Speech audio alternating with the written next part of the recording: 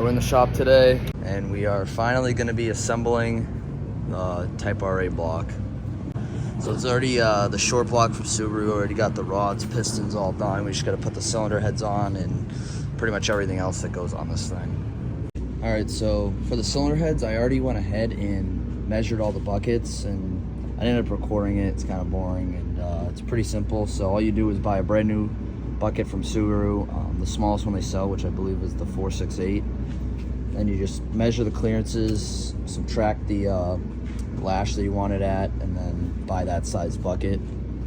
Another thing is I only have this cylinder head right now because the other one had I noticed a problem with one of the cams, so I had to bring it back to the machine shop, and I'm just currently waiting to get it back, and I'm also waiting on lifters too, or the buckets. I already ordered them, but just waiting for them to come in now. So, but we can throw this one on today, so that's what we're gonna be doing. All right, so first thing I'm gonna be doing though is, it doesn't look like there's any assembly lube in here, so I am gonna spin the motor over, put some assembly lube in there. That way, first startup, it's not running dry, because they ship them without any assembly lube in here, so it's not leaking out in the box. So I'm gonna go ahead and do that. And assembly lube, I'm just using this. Worked at a machine shop for a year. This is what we use, so it seems to be pretty good. So we just went ahead and put a little bit of assembly lube in there, just so for first startup, it's got something in there. And now we're gonna go ahead and put some of the ARP head studs in. Also got our special guest here. Proud Subaru owner. Proud Subaru owner. He's watching his block get put back together after that last incident. Proud Subaru owner. All right, so we're just putting the ARP head studs in now before we put the cylinder head on. All right, just put a little assembly lube on there. Slide her down, then thread it in until it stops. All right, so we got all the ARP head studs in, and I just hand tight them and then take the little Allen and barely snug it in there. Just so if you ever have to pull the head off again, the stud doesn't come out with the nut. I've seen that happen before, so just snug it a little bit, should be good. Now, just went ahead and cleaned off this surface as well, and we're gonna go throw that head gasket on. All right, now we're just gonna throw the head gasket on, and both sides are the exact same, so it doesn't matter which one, but it says up. You wanna make sure that faces up, obviously, right here. And we're using Felpro gaskets. Had really good luck with these in the past, so I'm gonna keep it the same. Just wanna make sure there's no dirt on there. Just plop her right on.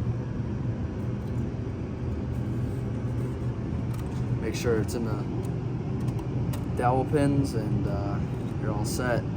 All right, got the head gasket on. And another thing, just thought I'd mention this. I always leave the pistons both like halfway down. I don't leave one up at the top, one at the bottom, because when I go and bolt the cams in, if it's in a certain position, the valve sticks down, and they can end up hitting the piston and messing things up. So I always make sure that pistons are at least halfway down. That way, when I go to time it, I know where they are and all that. I don't end up hitting a valve on one of the pistons. So, but now we're gonna go ahead and put the cylinder head on. All right, now we're just gonna go ahead and throw the cylinder head on it up.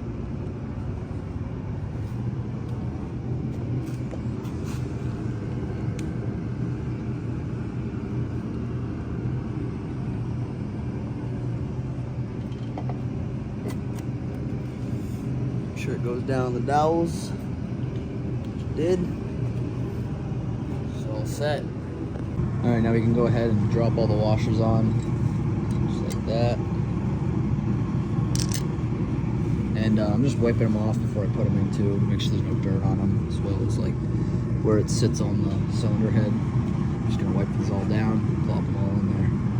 All right, once you got all the washers in, you wanna go ahead and put the assembly lube ARP gives you onto the where the bolt or the nut rides on the washer, and as well as inside the threads. If this thing would focus like that, you can just thread it on. All right, so we got all the nuts on now. They're just hand tight, and now we're gonna go ahead and torque it to 30 foot-pounds. So it goes 1, 2, 3, 4, 5, 6, I believe, something like that. You can do that 30 foot-pounds, then 60 foot-pounds, and then 90 foot-pounds.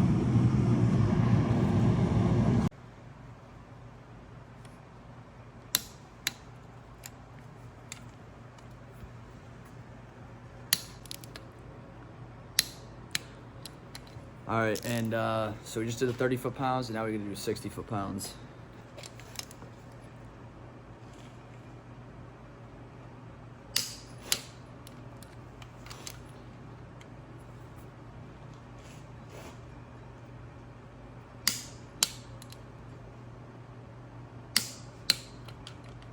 And the last one is 90 foot-pounds.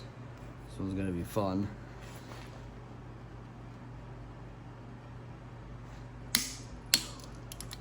Got her.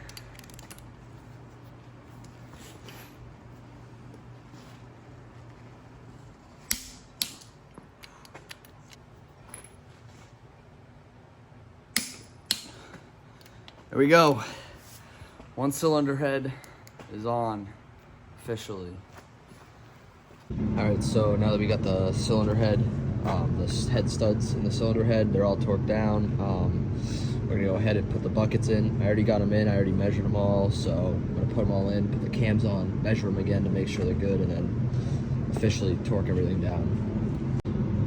All right, so as you can see, got all the buckets in, we put a bunch of assembly lube all over it, and now I'm just gonna put the cams in and torque the caps down and make sure all the clearances are good, and if they are, I'll pull up the cam cap back off, put the sealant over around here to seal it off, torque it down, and it's all set. So now we got the cam caps and the cams all on, we're all torqued down. These are all 14 foot-pounds, and then the outer four are 7 foot-pounds you can torque them to. So now I'm just gonna make sure that the valve lash is correct, and then if it is, I'm gonna pull this cam cap back off, put some silicone on there, torque it back down, and then that'll be all set. All right, so we just went ahead and measured all the valve lash, and for the exhaust side, we set it at 12 thousandths, they're all in spec, and for the intake, we set them at 8 thousandths, and those are also all in spec. So now I'm gonna go ahead and pull this cam cap off, gonna put the silicone on there to seal it up, torque it back down, and then should be all set. All right, so we got this cylinder head, all the cams in it, it's all sealed up now, and now we're gonna go ahead and throw this cylinder head on. All right, this cylinder head's the same way to do it as that one, so I'm just gonna go ahead and do it and then show you guys when it's all done. All right, so we got this head all torqued down now. We also just gonna put the buckets in, the cams and cam caps, whatever. And for now, I'm just gonna go ahead and put the oil pump on as well. So I'm just gonna put silicone around it, put it on, and then I am waiting on the crankshaft seal that goes on the oil pump, so I'll end up putting that in when I get it. All right, so we went ahead, got the oil pump on as well as the crank sensor, crank position sensor, and I think we're also gonna go ahead and throw the water pump on. When you do that, you also wanna make sure you put this little rubber seal in as well as this one, which just goes onto the cylinder and the block, onto the water pump, just like that. All right, so as you can see, got the water pump on and the thermostat housing, and now we're just gonna go ahead and continue finishing up this cylinder head. All right, so as you can see, got the cams in this side, got the cam caps on, we already put the silicone on, all that, checked all the buckets, they're all in spec. We also went ahead and put all these sensors and whatnot on. Haven't done this side yet, just gonna put the sensors and the oil valve things for the VVT, variable valve timing. Also got the cam gear and the cam or crank seal in, or the crank gear as well. So yeah, now I'm just gonna go ahead and start putting all this stuff onto this cylinder head.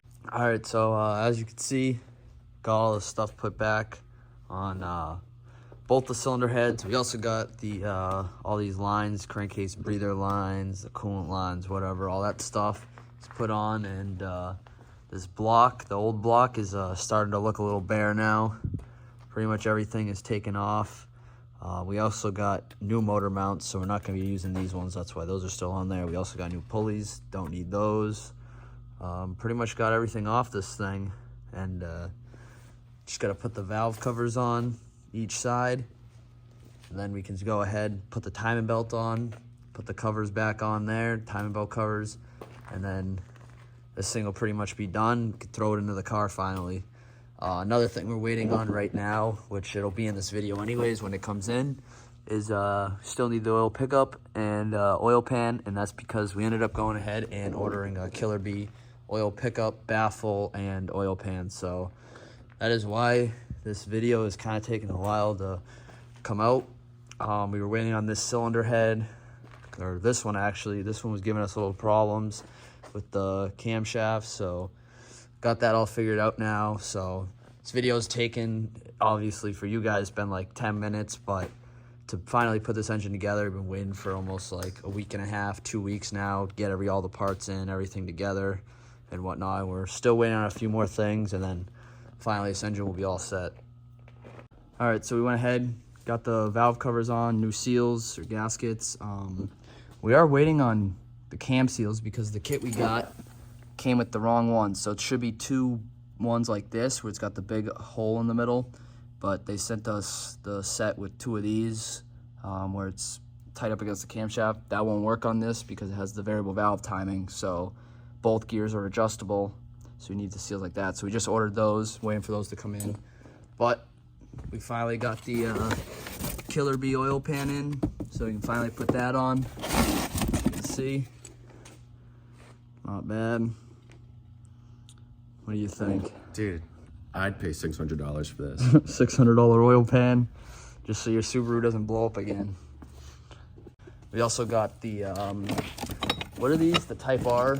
The Group N motor mounts from Subaru. A little bit of upgraded ones, since the ones on the car right now are starting to dry rot and they're getting pretty squishy. So while the engine's out, might as well replace those. So I'm gonna go ahead now and throw that oil pan on. All right, so we just went ahead and got the baffle and the pickup on. As you can see, we got the little spacers in there and over there for the Killer Bee oil pan, so it goes closer to the bottom, sucks more oil up. And now we're gonna go ahead, put some silicone around here, put the oil pan on. All right, so we went ahead, got the oil pan on, it's all torqued down. And we also went ahead, got the new motor mounts in, both sides, brand new. And we just went ahead and put the oil fill tube on just because. But so now we're just waiting for the cam seals to come in. Since this is the wrong seal, I just put it in. So I was confused, but that is the wrong one. This is the right one. I gotta put them on both though. So we're waiting for 3 because we need 2 for this side and then 1 more for this. So waiting for those to come in, then we can put the cam gears on, timing belt, and then we can finally get this thing all done. But I think I'm gonna wrap this video up here. I'm gonna do 2 parts to it, assembling the engine. Next part will be me putting the cam gears on, the timing belt, how to put all the timing belt and stuff like that on, getting it all set before we throw it in. But for now, I'm gonna leave it at that. So yeah, it's how to assemble a long block for the most part. Stay tuned for part 2. Peace.